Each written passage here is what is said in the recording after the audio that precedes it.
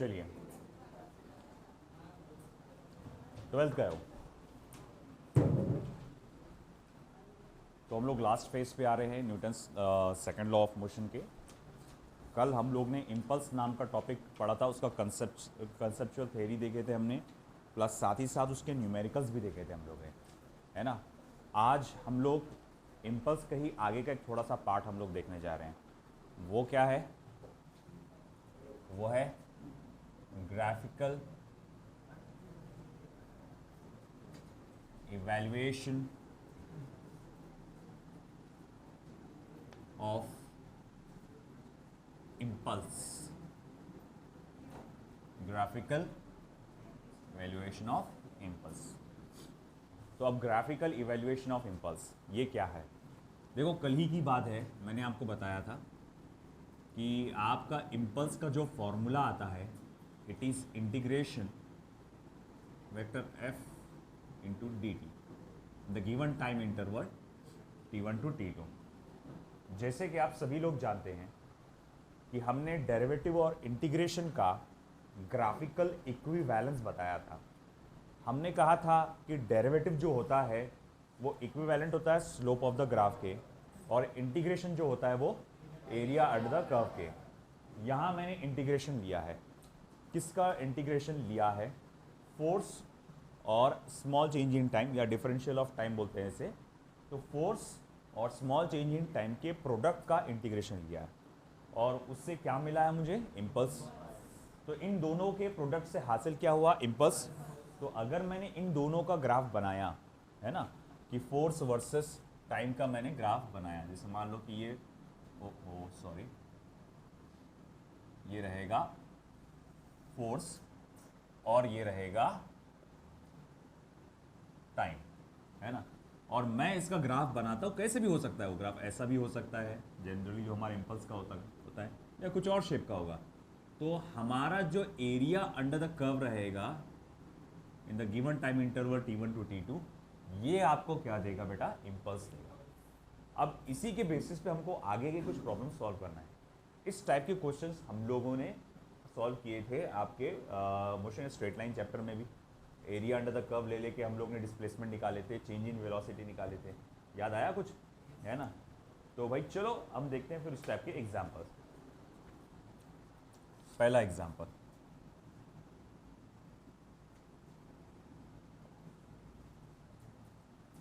Figure shows an estimated force time graph for a ball stuck by a bat। तो ये एक figure है जो फोर्स वर्सेस टाइम ग्राफ बताएगा for all ball stuck by a bat.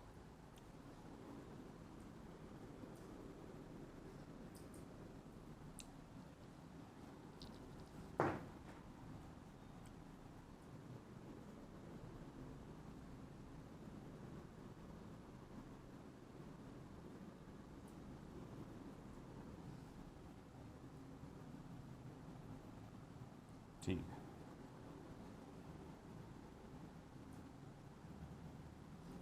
तो time seconds में है, force Newton's में है।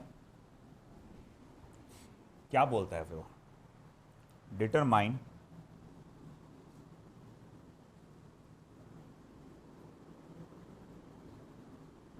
डिटरमाइन करो। क्या डिटरमाइन करो? पहला, इम्पल्स डिलीवर्ड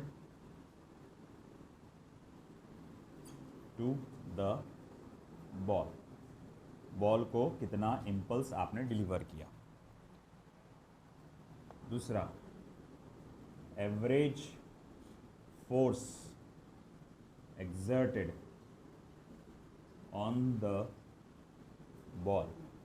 बॉल पे एवरेज फोर्स कितना एक्सर्ट हुआ, ये चीज़ हमको कैलकुलेट करना है, एवरेज फोर्स भी और इम्पल्स भी, है ना। चलिए,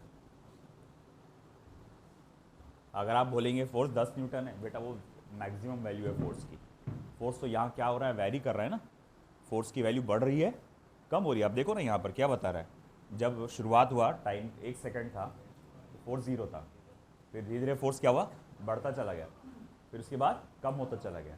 अगर आप बोलेंगे फोर्स की वैल्यू 10 न्यूटन है, तो आप तो उसकी सबसे मैक्सिमम वैल्यू बता रहे हैं, है कि नहीं। और यहाँ पर मैक्सिमम वैल्यू पूछा क्या, नहीं, उसने क्या पूछा, एवरेज वैल्यू, है ना। अब वो कैसे निकालेंगे हम देखेंगे थोड़ी देर में। चलो, सबसे पहला सवाल जो उसने पूछा है इम्पल्स, हम इम्पल्स कैसे निकालेंगे, बहुत आसान, एरिया अंडर द कर्व लेके, ये जो आपको कर्व नज़र आ रहा है उसके अंडर का ये एरिया कैलकुलेट कर लो, तो आपको इम्पल्स मिल जाएगा। तो सॉल्यूशन में जाता हूँ मैं, जो मुझे पहली चीज़ पूछी गई है इम्पल्स, उसके लिए लेना पड़ेगा एरिया ऑफ ट्रायंगल, है ना, एरिया ऑफ ट्रायंगल। और एरिया ऑफ ट्रायंगल का फॉर्मूला क्या होता है बेटा, half of base into height, है ना। अगर मैं आपसे पूछूं बताओ इस ट्रायंगल का बेस कितने का है, तो आप बोलेंगे सर देखो 1 से शुरू हुआ 5 पे ख़त्म हुआ, 4 है, तो बेस कितने का है, 4 का, और हाइट कितने का है, 10 का है। तो मैं यहाँ पर लिखूंगा that will be half of, sorry how much, 4 into 10, है ना, 4 इंटू 10। तो भैया हाँ, ये कैंसिल हुआ, दैट विल बी 20। तो भैया हमारा ये इम्पल्स 20 न्यूटन सेकेंड या किलोग्राम मीटर पर सेकेंड भी बोल सकते हैं अपन। आया समझ में आपको। अब सवाल उठा कि आपका फोर्स कितना होगा, अरे बहुत आसान है ये भी, एवरेज फोर्स पूछा उसने। देखो एवरेज फोर्स जो कहा जाएगा वो क्या होता है, change in momentum upon change in time, change in momentum upon change in time. Newton second law of motion है ना, the force applied on the body is directly proportional to the rate of change of momentum with respect to time. अब हमारा जो impulse है असल में वो किसके इक्विवेलेंट होता है, चेंज इन मोमेंटम के इक्विवेलेंट होता है। भाई आपने जो ये वैल्यू निकाले, क्या निकाले, इम्पल्स की, क्या निकाले, इम्पल्स की, क्या निकाले, इम्पल्स की, किसकी वैल्यू निकाले, इम्पल्स की। और इम्पल्स किसके बराबर होता है, चेंज इन मोमेंटम के बराबर होता है, यानी डीपी या डेल्टा पी उसके बराबर होता है। मतलब इन शॉर्ट आपने किसकी वैल्यू निकाली, डीपी की। अरे भाई समझी के बाद ये इम्पल्स किसके बराबर होता है, चेंज इन मोमेंट। देखो अपन कल थ्योरी ले रहे थे, सबसे आखिरी वाला पार्ट प्रूफ किए थे अपन ने कि इम्पल्स चेंज इन मोमेंटम के बराबर होता है। कल वाला पार्ट देख लो थ्योरी का, उसमें लिखा हुआ है। तो अगर इम्पल्स चेंज इन मोमेंटम के बराबर होता है तो आपने क्या निकाले, इम्पल्स। और डीपी का मतलब क्या होता है, चेंज इन मोमेंटम। अच्छा ठीक है, ये मतलब मैंने निकाला चेंज इन मोमेंटम। अच्छा ये जो मोमेंटम बदला कितनी देर में बदला, तो बोले ये 1 से लेकर 5 के बीच में, या 4 सेकंड में। तो बोलेंगे भैया ये 4 सेकंड में, तो एवरेज फोर्स क्या होगा भैया, अब फिर 5 न्यूटन। आया समझ में। देखिए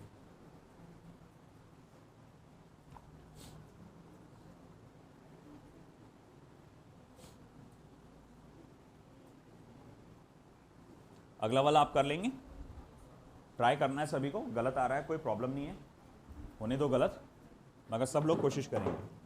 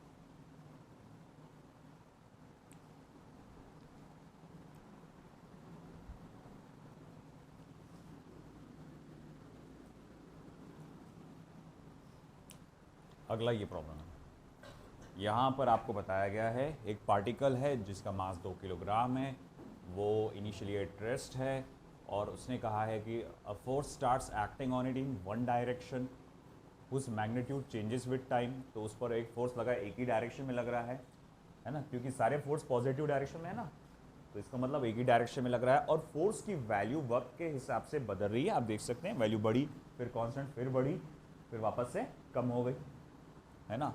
the force time graph is as shown in figure, force versus time graph दिया हुआ है। Find the velocity at the end of 10 second, मतलब फाइनल वेलोसिटी पूछा है उसने आपसे क्या पूछा है? Final velocity. अब ये कैसे निकालेंगे, है ना। इनिशियल वेलोसिटी क्या, पहले ये बताओ। 0 है ना, लिखा ना पार्टिकल स्टार्ट फ्रॉम रेस्ट, तो इनिशियल वेलोसिटी 0 है। फाइनल वेलोसिटी पूछा है। अब आप सोच रहे होंगे सर यहाँ तो कुछ अलग ही चीज़ पूछा। अरे कोई अलग चीज़ नहीं पूछा बेटा। इम्पल्स किसके बराबर होता है? चेंज इन मोमेंटम के बराबर होता है। देखो मैं यहाँ रफ में लेता हूँ, इम्पल्स किसके बराबर होता है? Change in momentum P2 minus P1, है ना। मोमेंटम को क्या लिख सकते हैं आप? मास इंटू वेलोसिटी, आया ना। तो mass into final velocity minus mass into initial velocity, मतलब जो आप असल में एरिया अंडर द कर्व निकालोगे, जो आप एरिया अंडर द कर्व निकालोगे वो क्या निकाल के देगा आपको? चेंज इन मोमेंटम निकाल के देगा। समझ में आ रही ना बात? और चेंज इन मोमेंटम मतलब क्या मिल रहा है आपको? Mass into V2 minus V1। आपको M भी मालूम है, V1 भी मालूम है। V1 0 है, M कितना है आपका? कितना है रे भाई? 2 किलो है कि नहीं। आप एरिया अंडर द कर्व निकालो, ये फॉर्मूले से इक्वेट करो, आपको मिल जाएगा फाइनल वेलोसिटी। कोशिश तो करो, नहीं आया तो हम है ना, ट्राई करने का। क्या दानिया, क्लास लगी तक लगता तेरी, है ना, तभी तो आज सामने बैठा माशाल्लाह। नहीं अच्छी जगह बैठा, तू सही जगह बैठा, ऐसी बैठा कर, अच्छा लगा, है ना। पहले मैंने देखा वहाँ पर फ़ोन नंबर तेरे वालिदैन का फ़ोन नंबर देखा मैंने, वहाँ पर लिखा हुआ, मतलब ज़रूर से घर पे कॉल किया गया होगा। फिर उसके बाद ये यहाँ पे बैठा हुआ, मैंने बोला लगता है इसकी क्लास लगी बॉस। नहीं आया तो आ जाएगा। नहीं आया तो आ जाएगा बस, लेकिन इंशाल्लाह भी हो रहा हो। चल बेटा जल्दी जल्दी करो फटाफट।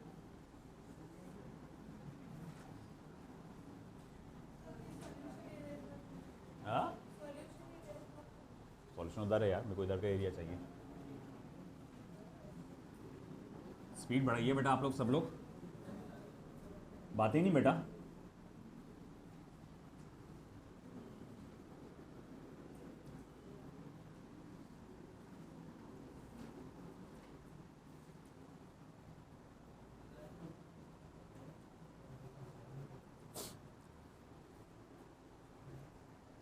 Come on fast.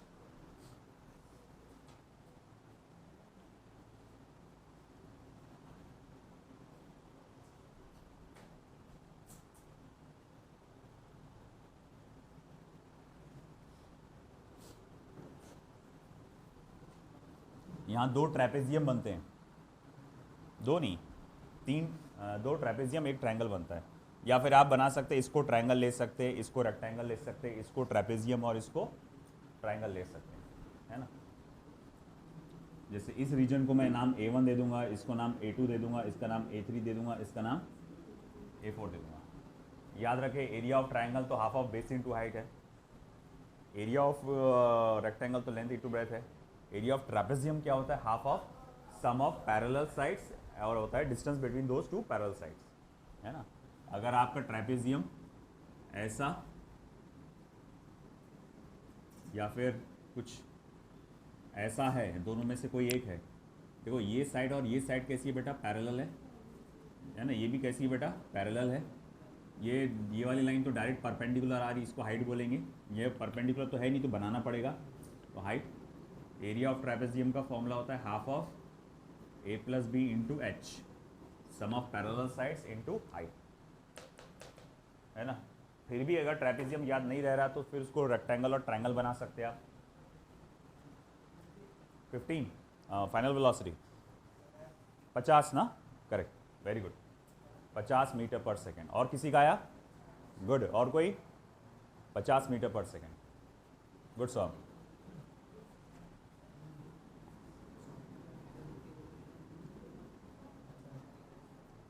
देखो very simple, area under the curve, मैं यहां लिखूंगा इम्पल्स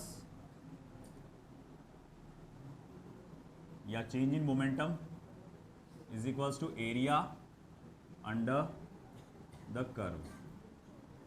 चलो कितने एरियाज मैंने प्लॉट किया, कितने एरिया में डिफरेंशिएट किया बेटा मैंने, 1 2 3 4 है ना, 4 एरियाज में मैंने डिफरेंशिएट किया, तो चारों एरिया को आपको ऐड करना पड़ेगा।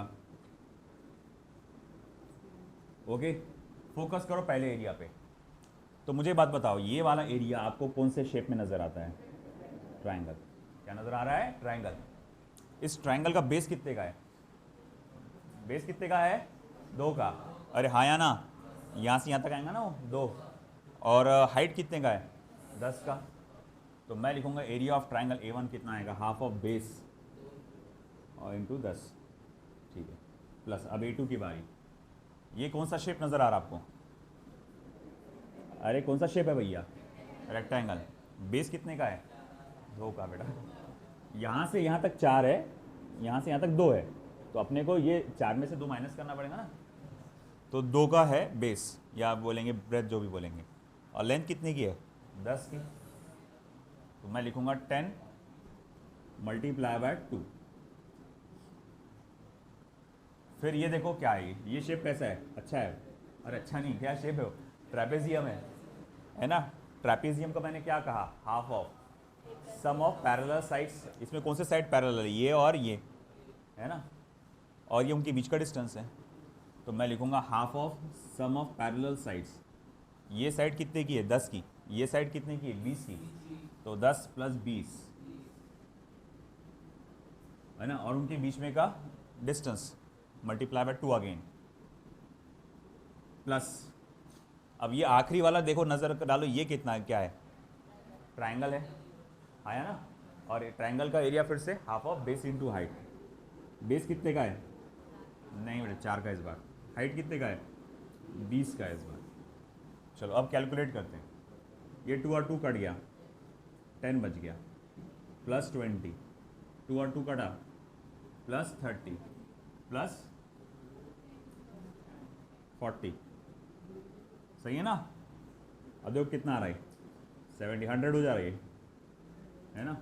तो ये क्या मिला तुमको बेटा, चेंज इन मोमेंटम मिला। क्या मिला बेटा आपको, चेंज इन मोमेंटम। इम्पल्स बोलो, चेंज इन मोमेंटम, बात एक ही होती है ना, 100 किलोग्राम मीटर पर सेकेंड।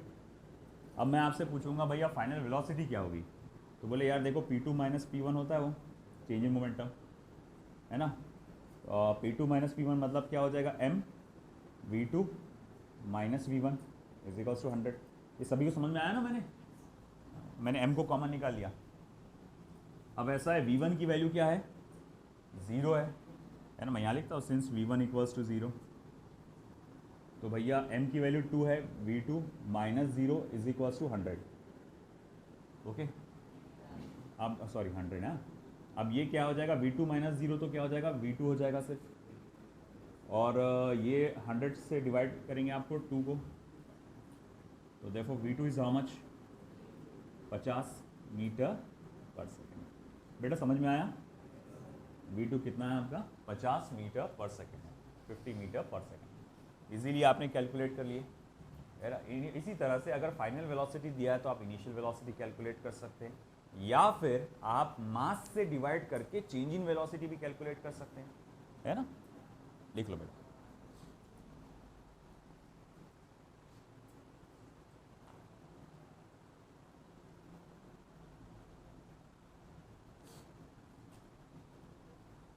ये वाला आप टोटली आप करेंगे। क्वेश्चन लिखना सभी का हो चुका है, चलो 2 मिनट दे रहा हूं आपको, फटाफट लिखो।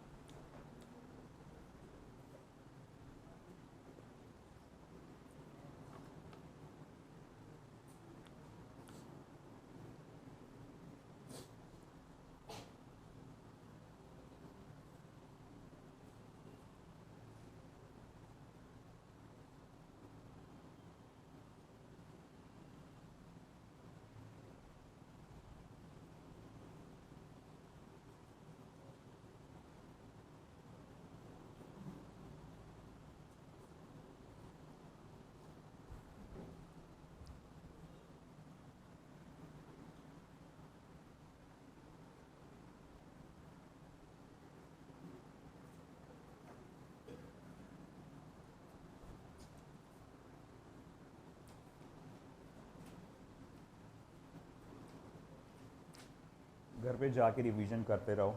अगले इसका टेस्ट का मैंने बोला क्या आपको पेपर, अगला टेस्ट कब है? 15 तारीख, टाइम है ना अभी। आज की तारीख क्या है? हो जाता 4 है आज की, 4 है ना बाबा।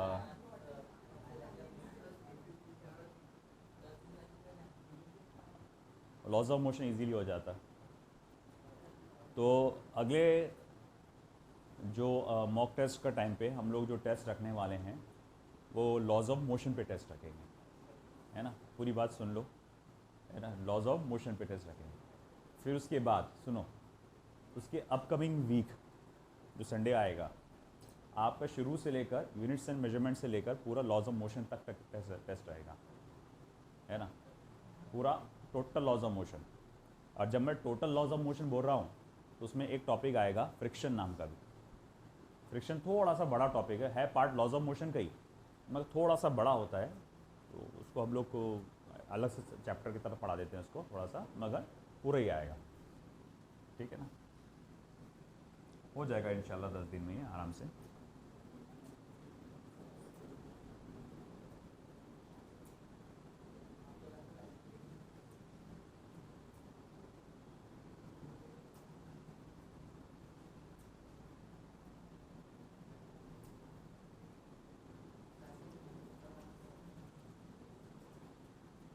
क्या हो गया?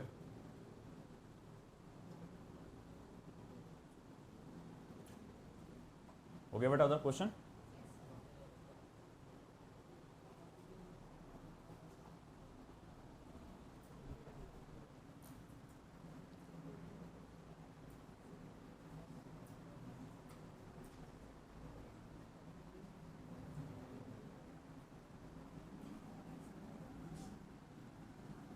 चलो, एक बैच है जिसमें अभी हाल ही में टेस्ट हुआ लॉज ऑफ मोशन का, उसमें हाईएस्ट स्कोर था 170।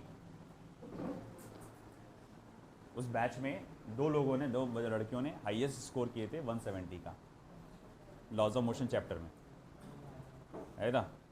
अब मैं चाहता हूँ कि चलो आप उसी रिकॉर्ड को तोड़ो, देखते हैं। दो लड़कियों ने, एक अलीज़ा और एक आयशा नाम की बच्ची है, दो, तो उन्होंने 170 स्कोर किए टेस्ट में।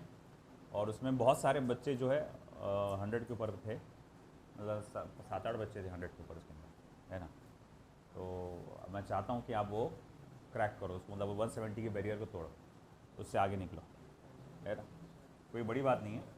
हाँ, मगर एक और ख़ास बताऊँ, वो रिपीटर्स हैं। तो ऐसा नहीं है रिपीटर्स है तो क्या उनमें आप लोग में उनसे ज़्यादा क्षमता हो सकती है, क्योंकि जो थर्ड हाईएस्ट है तो मारिया नाम की एक बच्ची है जो बस थोड़ा सा पीछे है, 156 समथिंग है उसकी, वो रेगुलर बैच की है, वो 12th की बैच की है। तो वो 12th, अब आप सोच रहे हैं 12th बोले तो लॉज ऑफ मोशन कैसा। असल में दूसरी जगह जहाँ मैं पढ़ा रहा हूँ, है ना, तो वहाँ पर 11th में कुछ खास हुआ नहीं था उनका, तो पूरा फ्रेश शो पढ़ रहे एक साथ, मतलब ऐसा समझो कि फ्रेश नया स्टार्ट हुआ उनका। तो पूरा वो 12th के बच्चे अभी आपके साथ जैसे बोलेंगे लॉज ऑफ मोशन का चैप्टर चल रहा है उनका। तो वो नीड बैच है, वो only dedicated to NEET batch, उसमें बोर्ड का कुछ भी नहीं होगा, और वो एज़ पर रिपीटर्स चलेगी वो, तो उस हिसाब से चल रही है और कर रहे हैं बच्चे अच्छे परफॉर्म, और इंशाल्लाह रिजल्ट्स आने के चांसेस भी है बहुत सारे इसमें।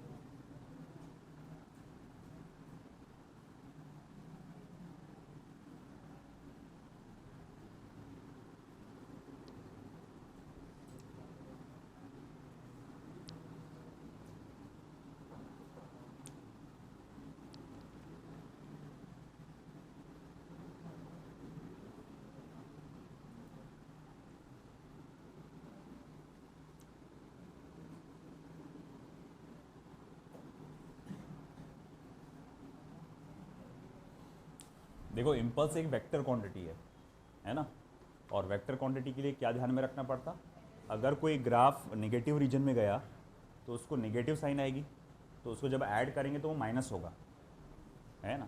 जैसे याद है डिस्टेंस एंड डिस्प्लेसमेंट में कि जब नेगेटिव रीजन में कोई जाता था तो डिस्टेंस निकालते वक्त आप हर एक एरिया अंडर द कर्व को क्या करते थे, ऐड करते थे डिस्टेंस निकालते वक्त, क्योंकि डिस्टेंस क्या होता था, एक स्केलर क्वांटिटी। अगर कोई ग्राफ नीचे भी गया हो तो उसको मैग्नीट्यूड लेके ऐड कर डालते थे आप, मगर डिस्प्लेसमेंट एक क्या है बेटा, वेक्टर क्वांटिटी।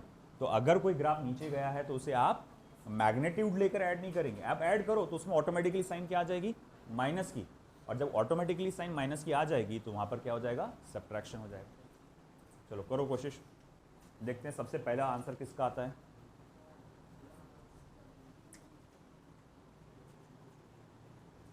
अरे हाँ हाँ 4 से है ना बराबर। देखो 0 मतलब 1 सेकेंड पे 0 से लेकर 10 पर गया बराबर, और 1 से लेकर 3 तक के 10 न्यूटन बराबर, हाँ। फिर 4 सेकेंड पे वो नीचे गया, फिर 4 से 6 पे -15 पे चला गया, 4 से 6 पे, और 6 से 8 पर। अरे हाँ मैं पूरा क्वेश्चन लिखा नहीं अभी, पूरा क्वेश्चन लिखा नहीं मैंने, my mistake, sorry. Calculate the impulse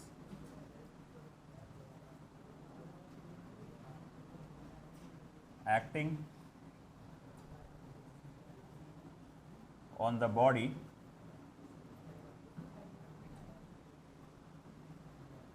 for a duration of 6 seconds. Come on fast, मुझे फास्टेस्ट आंसर चाहिए। Correct, very good.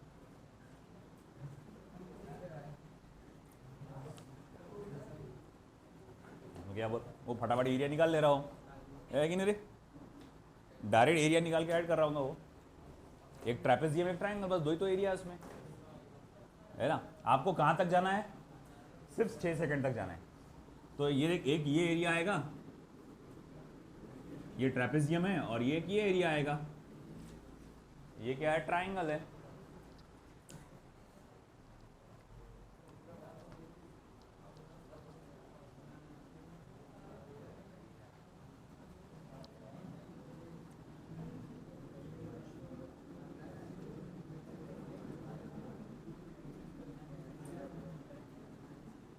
ये A1 पकड़ लो, A2 पकड़ लो, बात ही नहीं बेटा। 15 A1 कितना आ रहा, area of trapezium, half of sum of parallel side. तो ये एक पैरेलल साइड है और ये एक पैरेलल साइड है। ये साइड कितने की है, 4 की है, और ये साइड कितने की है, 2 की है। तो 4 + 2, ये समझाना बेटा, 4, और ये कितने का आएगा, 2 का, 4 + 2, और इसका हाइट कितने का है, 10 का। A2 बोले तो ये triangle, half of base into height, base कितने का है, 6 - 4 2 का, और हाइट कितने का है, -15 का, -15, है ना। और ये है 6, ये हो जाएगा 30 + -15 यानी कि 15 किलोग्राम मीटर पर सेकेंड। आ गया answer, 15 kilogram metre per second, आसान था।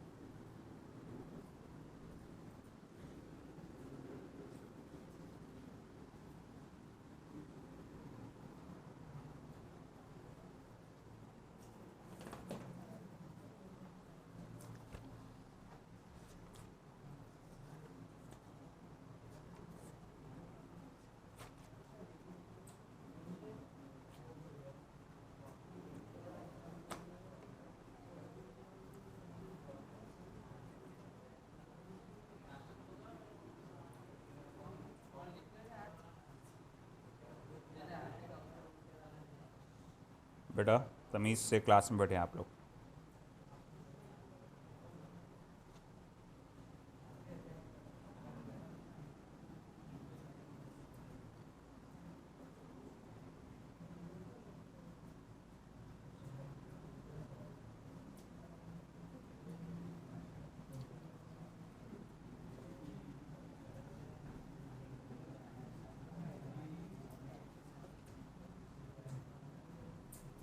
Newton's third law of motion,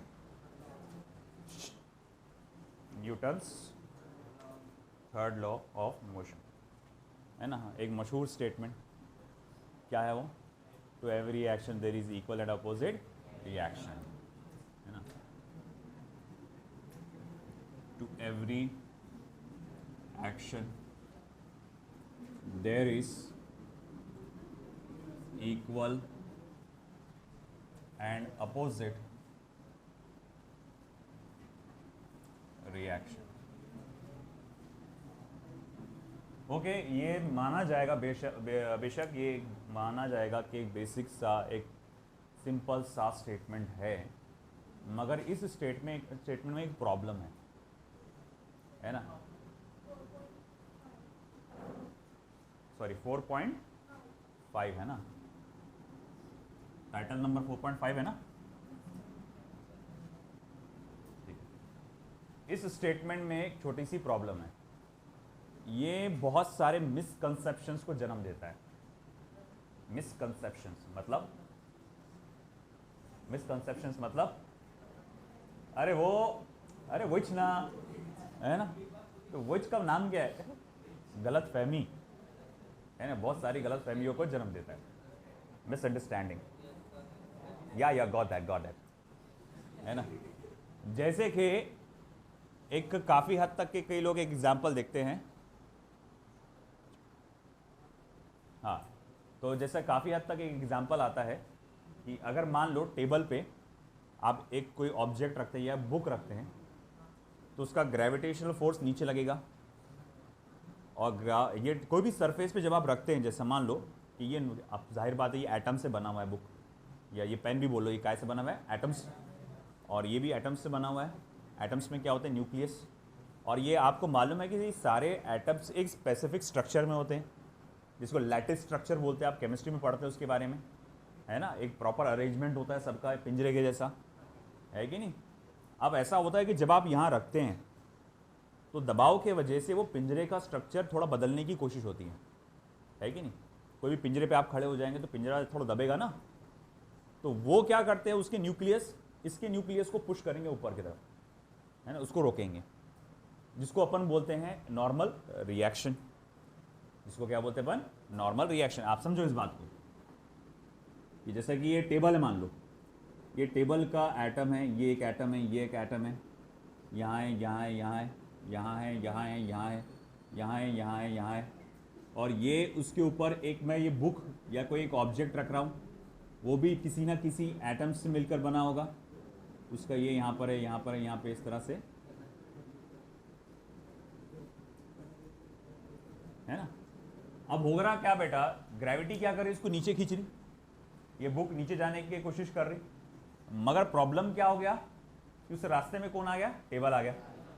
अब हो रहा क्या कि ये जो एटम्स है ये इसे रिपेल करेंगे, है ना, उसके न्यूक्लियस को आगे जाने के लिए, हटो हटो हटो, साइड में से हटो, है कि नहीं। मगर वो कैसे हैं, एकदम ठोस ऑब्जेक्ट है ना, अगर वो लिक्विड रहता वो तो आराम से चले जाता, फ्लूइड रहता, हवा रहती, गैस रहता तो आराम से चले जाता, मगर ये सॉलिड है तो उसके जो आपके एटम्स होते हैं स्पेसिफिक फॉर्मेशन में होते हैं, वो अपने फॉर्मेशन को बदलते नहीं बार बार।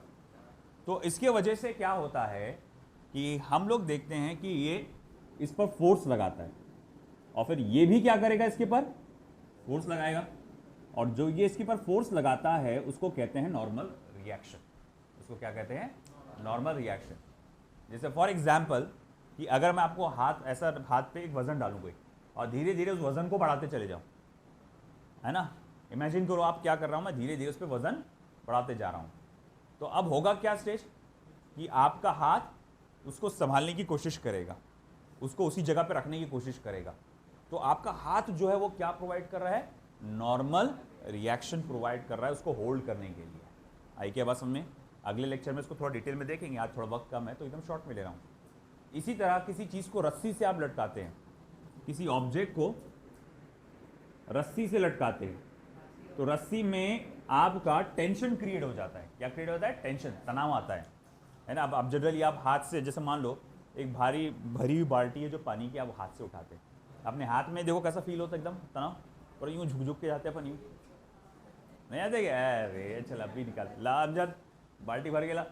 तो अब यहाँ पर आप देखते हैं कि आपको हाथों में क्या फील होता है? एक तनाव जैसा फील होता, मसल्स में आपको ऐसा फील होता, वो क्या होता है? टेंशन। अब वो तो आपके हाथ में, वैसी रस्सी में भी होता, तो उसको बोलते हैं टेंशन इन द स्ट्रिंग।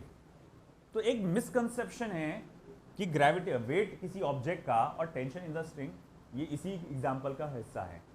तो every action there is equal and opposite reaction, और नॉर्मल रिएक्शन और वेट ये भी इसी पार्ट का हिस्सा है, इसी लॉ का हिस्सा है। तो every action there is equal and opposite reaction, जो कि गलत है, जो कि गलत है। क्यों गलत है? कि to every action there is equal and opposite reaction. तो देखो रिएक्शन में जो वो फोर्सेस होते हैं ना, दोनों भी सेम कैटेगरी के होना चाहिए। मतलब अगर एक फोर्स इलेक्ट्रोमैग्नेटिक फोर्स है तो दूसरा वाला भी इलेक्ट्रोमैग्नेटिक फोर्स, एक अगर ग्रेविटेशनल फोर्स है तो दूसरा वाला भी ग्रेविटेशनल फोर्स होना चाहिए। अब यहां पर वेट जब आप बोल रहे हैं तो वेट क्या है? ग्रेविटेशनल फोर्स है। नॉर्मल रिएक्शन क्या है? इलेक्ट्रोमैग्नेटिक फोर्स है ना। ये मॉलिक्यूल्स ढक रहे हैं ना एक दूसरे के ऊपर, वो क्या आ रहे? इलेक्ट्रोमैग्नेटिक फोर्स हो रहे है ना। समझा कि नहीं समझा? है ना। यहां पर भी टेंशन इन द स्ट्रिंग में भी क्या हो रहा है? यहां पे ग्रेविटी नीचे खींच रही है, उसका वेट, और रस्सी उसको पकड़ के बैठा है। तो ग्रेविटेशनल फोर्स, एक वेट जो है ग्रेविटेशनल फोर्स हुआ, और टेंशन इन द स्ट्रिंग क्या हुआ? Electromagnetic force. They can't be the same, है ना। हम उसमें ये लॉ अप्लाई नहीं कर सकते। तो मैं आपको लिखूंगा या आपको नोट करके दूंगा कि नॉर्मल रिएक्शन और आपका वेट, बल्कि ये यूनिवर्सल एररलेस किताब में ये गलत दिया हुआ है। Newton third law of motion बताने के लिए उन्होंने क्या किया है, इसी चीज़ को एग्जांपल ले लिया एज एन एग्जांपल, तो वो गलत है। हाँ, कुछ कुछ किताबों में गलत है ये दिया हुआ। तो weight normal reaction, weight tension in the string, ये एक्शन रिएक्शन पेयर नहीं है। ठीक है, चलो मैं इसका फिर प्रॉपर एक स्टेटमेंट लिखता हूँ, जो एच.सी. वर्मा का स्टेटमेंट मान के चलेंगे, बल्कि न्यूटन का एक्चुअली जो कहा जाएगा, if a body A exerts a force vector F on another body capital B, the body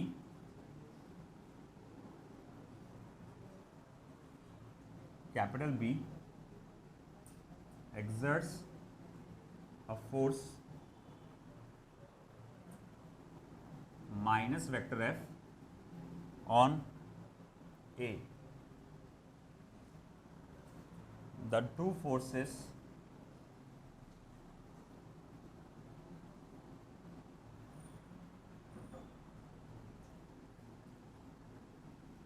acting along the line joining them.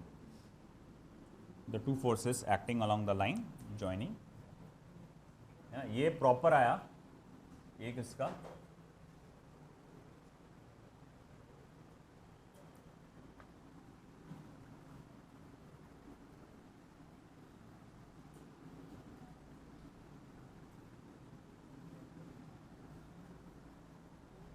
फिर नोट करके हमको लिखना है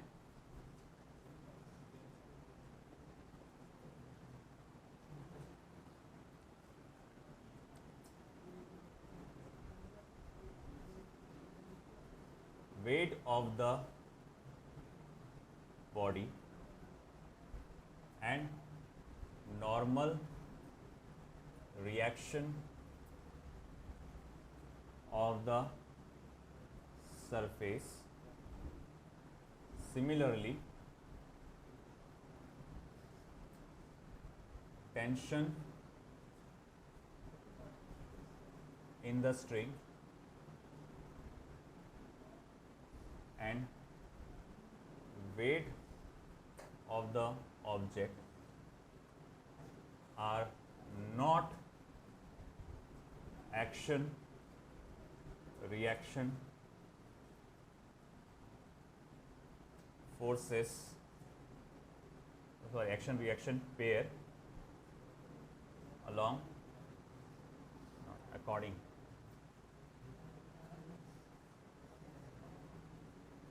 to the third law of motion, according to the third law of motion. फिर action reaction pair होंगे क्या? 2 minute ध्यान दीजिएगा। न्यूटन बाबा ने क्या बोले थे कि हर पार्टिकल हर दूसरे पार्टिकल को क्या करता है? अट्रैक्ट करता है। अब जैसे मान लो ये एक पार्टिकल है, इसका मास, इसका साइज, इसका शेप सब अलग है। ये दूसरा पार्टिकल है, इसका मास, इसका शेप, इसका साइज सब अलग है। जब ये हम लोग थोड़ी डिस्टेंस पे रखेंगे तो ये एक दूसरे को क्या करेंगे? अट्रैक्ट करेंगे। अब ये बॉटल इस पेन को अट्रैक्ट करेगी तो क्या एग्जर्ट करेगी? ग्रेविटेशनल फोर्स, है ना। और ये पेन भी क्या करेगा? इस बॉटल को अट्रैक्ट करेगा, है ना। वो भी क्या एग्जर्ट कर रहा? Gravitational force. तो ये दोनों एक दूसरे पे जो फोर्स एग्जर्ट कर रहे एक ही खानदान के हो गए, ग्रेविटेशनल फोर्स। अब ये बॉटल जितने फोर्स से इसको खींचेगी, ये पेन भी उसको उतनी ही फोर्स से खींचेगा। तो ये फोर्सेस क्रिएट कर रहे हैं एक्शन रिएक्शन पेयर। इसे माना जाता है एक्शन रिएक्शन पेयर, है ना। या फिर देखो, मान लो कि मैं क्या कर रहा हूं, रस्सी ले रहा हूं और मैं ऐसा खींच रहा हूं, हाथों से खींच रहा हूं, ग्रेविटी का कोई काम नहीं इसमें, हाथों से खींच रहा हूं। तो मेरा हाथ उसको इधर खींच रहा और मेरा हाथ इधर खींच रहा। तो अब जो मेरा हाथ इधर खींच रहा है ये वाले हाथ को, तो उसको फोर्स F1 लगा रहा होगा, और ये वाला हाथ जो इसको इधर खींच रहा है उसको फोर्स क्या लगा रहा होगा? F2। अब ये दोनों फोर्सेस माने जाएंगे एक्शन रिएक्शन पेयर, है ना। 2 डब्बे एक में के सामने, है ना, आप उसको ढकेल रहे, दोनों को एक साथ ढकेल रहे, ये डब्बा क्या करेगा? इसको ढकेलेगा, तो ये डब्बा आसानी से मूव हो जाएगा क्या? नहीं, ये भी उसको वापस में अपोज करेगा, भाई कहाँ लौट रहा, मैं वो कहाँ लौट रहा, है ना। तो ये लगा रहा उस पर एक्शन, वो अपने आप को रोकने की कोशिश करेगा, क्या देगा? रिएक्शन, है ना। उसको भी नॉर्मल रिएक्शन बोलते हैं हम लोग। तो ये भी एक्शन रिएक्शन पेयर होते हैं according to the third law. Detail में हम लोग कर लेंगे इसको, और कल इंशाल्लाह law of conservation of momentum भी स्टार्ट करेंगे।